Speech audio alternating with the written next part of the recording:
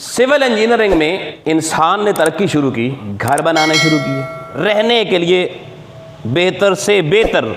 عمارتیں بننا شروع ہوئی۔ پہلے انسان صرف غاروں میں کوئی سوراخ کر کے گزارا کر لیتا تھا، پھر غار سے نکلا اس نے کوئی جھونپڑا بنایا، کوئی ہٹ بنایا، پھر جھونپڑا پہلا جو بنایا ہوگا اس میں حسن نہیں ہوگا، پھر اس کو حسن دیا،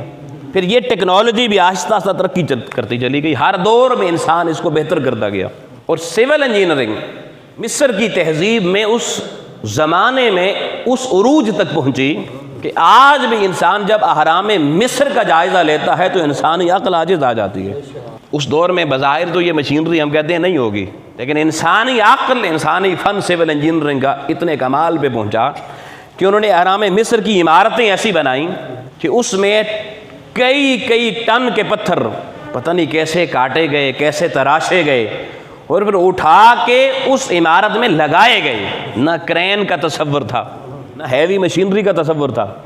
مگر انسان نے کیا زمین کی، میں تو کبھی کبھی کہتا ہوں لگتا ہے کشش ثقل ختم کر دی ہوگی، کیونکہ وزن کشش ثقل کی وجہ سے، گریویٹیشنل فورس کی وجہ سے ہوتا ہے۔ جب آپ گریویٹیشنل فورس ختم کر دیں تو وزن ختم ہو جائے گا، پھر چیز کو بس انگلی لگائیں تہرا کے لے جائیں۔ کوئی فن تو انہوں نے استعمال کیا ہوگا۔ اچھا، پھر ان کی کٹائی کرنے کے بعد جب ان کو جوڑا گیا، آج بھی اگر اہرام مصر کا وزٹ کیا جائے تو آپ حیران ہو جائیں گے، ان میں آپ کو جوڑ نظر نہیں آئے گا، اس دور کا لگا ہوا جوڑ آج بھی، حتیٰ کہ انہوں نے بعد ازاں ان کے دروازے بھی بند کر دیے اور بڑا زمانہ تک وہ عمارتیں بند رہیں۔ ان کے اندر انہوں نے انسانی وجود کو ممیفائی کیا، ہنوت کیا، لاشوں کو ہنوت، فرعین مصر کی لاشوں کو ممیفائی کر کے رکھ دیا۔ یہ تو کچھ عرصہ پہلے جاپانیوں نے اجازت لی مصریوں سے کہ بھئی ہمیں یہ تو اس پہ ورک کرنے دیں کہ اس کے دروازے کدھر ہیں، تو جاپان کے لوگ اپنی ٹیکنالوجی لے کر پہنچے اور انہوں نے الٹرا ساؤنڈ مشین جو وجود کے اندر دکھاتی ہے، اس سے جب اس کا جائزہ لینا شروع کیا تو انہیں الٹرا سونک ریز کے ذریعے یہ پتہ چلا کہ اس میں کئی جگہوں پر باریک ایسے گیپس موجود ہیں ان پتھروں کے درمیان۔ انہوں نے ان کو ڈرلنگ کر کے ان کو ہٹایا تو دروازے نکل آئے۔ اگر اگلوں کی صنعت دیکھیے کیسی تھی، لیکن جب یہ انسان اندر داخل ہوا تو اور حیرت میں گم ہو گیا۔ آپ اہرام مصر کے اندر داخل ہوں، عمارتیں یوں بنائی گئی، کٹنگ پتھروں کی یوں کی گئی کہ اوپر جا کے پتھر یوں قریب آتے گئے اور تینوں کونے عمارت کے اوپر جا کے جڑ گئے۔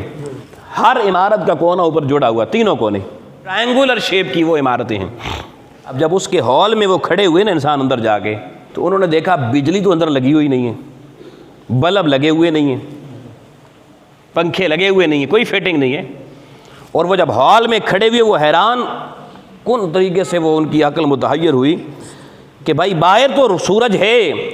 اور اندر پتھروں کی عمارت ہے، شیشہ نہیں لگا ہوا، مگر روشنی اندر بھی آ رہی ہے، کوئی وینٹیلیشن سسٹم نہیں ہے۔ یعنی کہ ایک اور کمال اور عجوبہ سامنے اس سول انجینئرنگ کا یہ آیا اس دور میں کہ انہوں نے پتھروں کے درمیان سے کثافت بھی ختم کی، اور جیسے گلاس اور شیشے سے روشنی اندر آتی ہے، اہرام مصر میں لگے ہوئے پتھروں سے روشنی جن کے اندر آ رہی ہے۔ روشن ہے جی، نیچرل روشنی اندر موجود ہے، رات کو اندھیرا دن کو اجالا، بغیر بجلی کے۔ فن دیکھیے، اگلا فن دیکھیے کہ آپ دیکھیے وہاں بجلی نہیں ہے، اندر اے سی نہیں لگے ہوئے، اندر پنکھے نہیں لگے ہوئے، مگر عمارت بنانے والے کا، انجینئر کا فن دیکھیے، اس نے کتنے کمال کا اس کو تراشا کہ اندر میں ٹیکنالوجی ایسی یوز ہوئی کہ ہوا کا دباؤ آٹومیٹیکلی اس کے ایک کونے میں کم ہوتا ہے، ویکیوم کریٹ ہوتا ہے۔ اب جیسے ہمارے دیکھیں ہم سانس لیتے ہیں، جب ہم سانس باہر نکالتے ہیں تو ہمارے پھیپھڑوں میں ویکیوم خلا کریٹ ہوتا ہے اور باہر کی ہوا رش کرتی ہوئی ہمارے اندر جاتی ہے، انہیل کرتے ہیں ہم آکسیجن کو، پھر جب اندر پریشر بڑھتا ہے تو پھر باہر آتی ہے ہوا۔ تو یہ سسٹم انہوں نے اس عمارت کے اندر رکھا ہوا ہے کہ عمارت کے ایک کونے میں ویکیوم کریٹ ہوتا ہے خود بخود، اور جب ویکیوم ادھر کریٹ ہوتا ہے دوسرے کونے کی ہوا تیز ہو کے چل کے دوسرے کونے میں آتی ہے، ہوا ادھر آتی ہے ادھر ویکیوم کریٹ ہو جاتا ہے، یوں اندر پنکھے خود بخود چل رہے ہیں قدرتی طور پہ، نہ بجلی کی ضرورت نہ پنکھے کی ضرورت۔ دو کمال آ گئے جی اس انجینئرنگ کے، بغیر بجلی کے کھمبے تاریں لگائے میٹر لگائے۔ دوسرا کمال دیکھیے، جب وہ اندر اس ہال کے اندر ایک روم جب انہوں نے کھولا تو اس روم میں گئے تو اندر انہوں نے دیکھا کہ ایک ڈبل بیڈ جیسا ایک تخت لگا ہوا ہے جس کے اوپر سونے کا کام کیا ہوا ہے اور بڑا خوبصورت کام ہوا ہے، لیکن جو شخص پہلی دفعہ اندر داخل ہوا وہ چیخ مار کے گر پڑا۔ کیوں؟ اس تخت پہ ایک بادشاہ بیٹھا ہوا ہے اور جو اس کا ہاتھ اس طرح تھا جیسے وہ حکم دے رہا ہے، اور اس بادشاہ کو اندر دیکھ کر، اس کے حنوت کو دیکھ کر اور ایسے حکم کے انداز میں، بندہ تو سوچا تھا اندر پرانی بلڈنگ باندھے اندر کون ہوگا، اس کی تو چیخیں نکل گئیں بھئی یہ کیا۔ آپ کمال دیکھیے، بندہ مر گیا بادشاہ، اب وہ شاید اس تخت میں بیٹھا ہوا اس حالت میں مرا، یہ کیا ہوا واللہ عالم۔ انہوں نے اس کو اسی حالت میں حنوت کیا، اور آج ہزاروں سال گزرنے کے بعد اس کی ممی اسی حالت میں یوں موجود ہے، اور آج بھی کوئی بندہ اندر انون داخل ہو وہ چیخ مار کے گر پڑتا ہے کہ یہ کیا۔ ان کی سول انجینئرنگ کا کمال دیکھیے، اور پھر اس دور میں انہوں نے ایسا ان لاشوں کو حنوت کیا کہ ہزاروں سال کے بعد بھی وہ اپنی اصلی حیت میں موجود ہیں۔ تو بتا یہ رہا ہوں کہ انسان نے ایگریکلچر انجینئرنگ کے بعد سول انجینئرنگ میں اتنی ترقی کی، اور یہ ہر دور میں پھر یہ ترقی بڑھتی رہی۔ آج بھی وادی سندھ میں جائیں، موکلی کا قبرستان ہے سندھ میں دور دراز، اس کے قریب ایک شاہی مسجد ہے، بادشاہی مسجد۔ آپ اس بادشاہی مسجد میں جائیں آپ حیران ہو جائیں گے، بہت اس کا یہ مطلب ممبر ہے نا مسجد کا، محراب ہے، اور بہت دور اس کا صدر دروازہ ہے، داخلی دروازہ۔ لیکن عمارت بنانے والے بندے نے ایسا کمال کیا، پتہ نہیں کب وہ مسجد بنی، کہ آپ ممبر پر بیٹھے ہیں، سپیکر نہیں تھے،